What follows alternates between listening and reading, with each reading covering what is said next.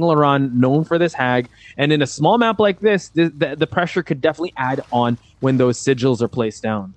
Yeah, you can see that King Laurent is just, taking his time, putting the sigils on the ground based on where the survivors might rotate to. Probably not gonna place them on gens yet. Maybe he will do so now at 1 or 2 gens, but he's just going through certain places where it's Whoa! no, oh my god, instantly! And cut to someone hiding actually in the locker. So that was, yeah. I mean, I thought he was trying to get the attention there, and now he's able to hit it. Xanthophobia, we also see a little bit of corrupt intervention, and yeah, just pretty much the same type of builds that we saw, like to control, except the Xanthophobia. So again, that's going to block the windows that are around a gen, and now we see 2 survivors for the price of 1 here. And he oh my god, great teleports here on the side of King Laurent. Yeah, I mean, that's the thing though, like, if the survivors know, like, they could easily just proc, like, they just waste their time. Because you have like a flock of 3 survivors at that point, and you just move straight away to another point. I feel like it might be very good if the killer knows what he's doing, but it might also be the plan of survivors, to get the killer away from the flock. Right. And note that so every time he kicks the gen, the perk Call of Brine actually opens up. So after damaging a generator, Call of Brine activates for 60 seconds. That means the generator regresses of a normal regression speed, and its aura is revealed to you. And note, Nell, every time the survivor completes a good skill check, the generator gets affected. Wow. Okay, so this is definitely a very balanced killer skill plus perks to not only chase survivors, but hinder the progress of generators. So we'll see how it fares well. Hinder stalling generators and also kind of monitoring too, because every time a good skill check happens, you get loud notification, and now we see he's gonna try to just keep teleporting back and forth to just find out these survivors. Note that yes, these survivors are healing up, but those medkits are going down. Now he's going to drop another trap here.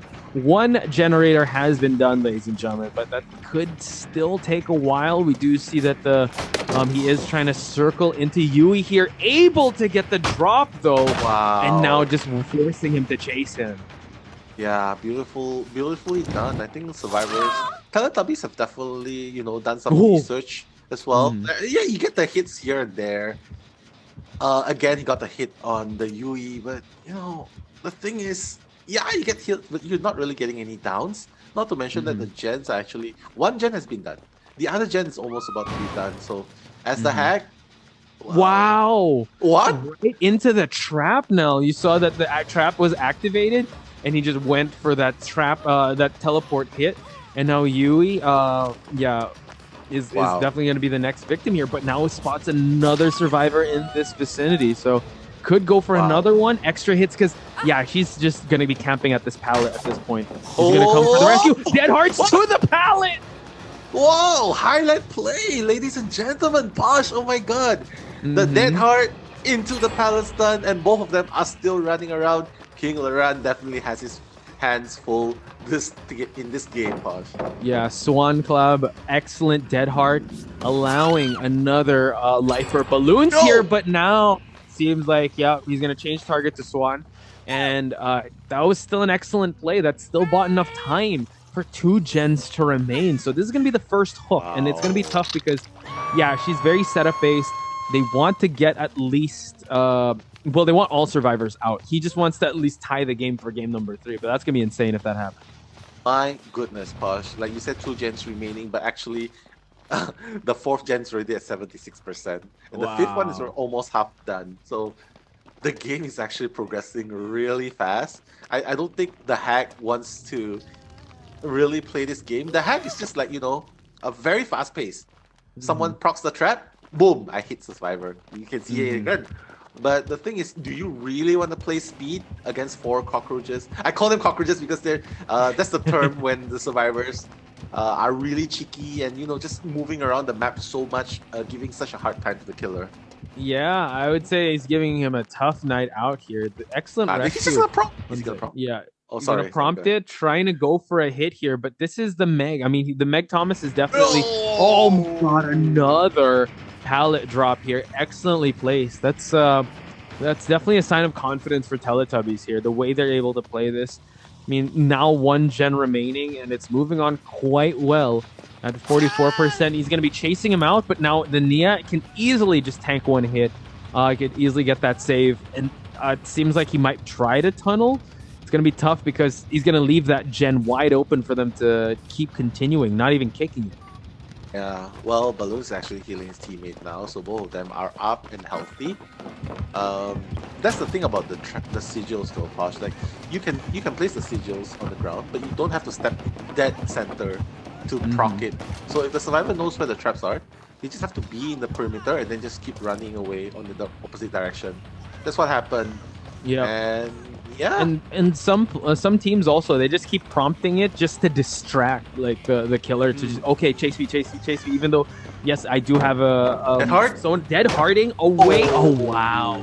Nice. Beautiful usage. Usually you want to bait out a hit, but that was gratefully utilized.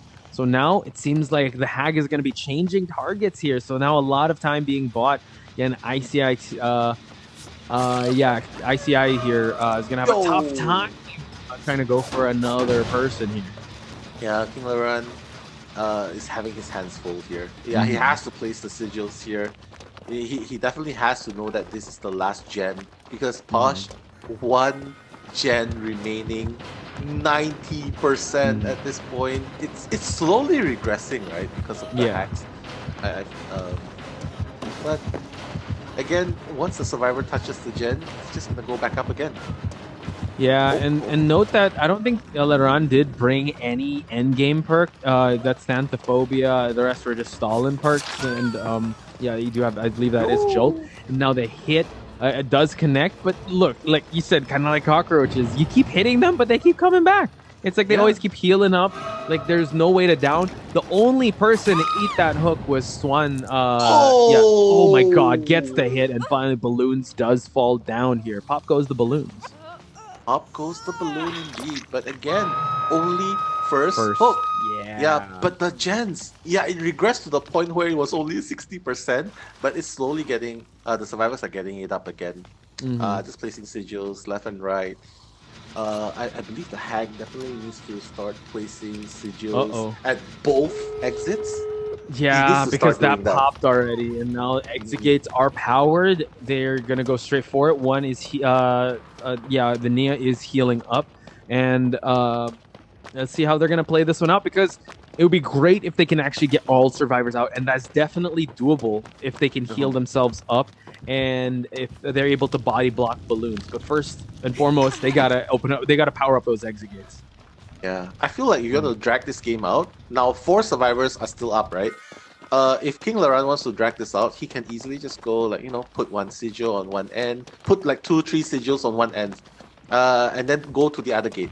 Once the survivors come in, make sure that you have sigils at both gates. You can keep rotating. Once you transport, hit once, draw a sigil again, and then go back again. So I feel like that's what they should do. You should do. It seems like, yeah, you don't want to get snatched out, but the Meg is actually going to move on away, drops the pallet in time, and now just buys enough time for his team. Yeah, there's the sigil, but let's see if he's able to put one across the map here. Hits the Meg. Yeah, hits the Meg, but now they're just heading towards the other gate. So I think he should just chase. He shouldn't pursue the Meg anymore, and should go to the other map. He should go to the other gate and put the sigils again. Because he knows if the mech tries to go back to the gate just now, he can just easily teleport back. As long as he has sigils on both sides, more than one, he can easily come back and forth. Go to the left one, draw it. Go to the right one, draw it again. Then you can come back again. Ooh, exit gate's already open. Nia is here to body block for everyone. Oh my God.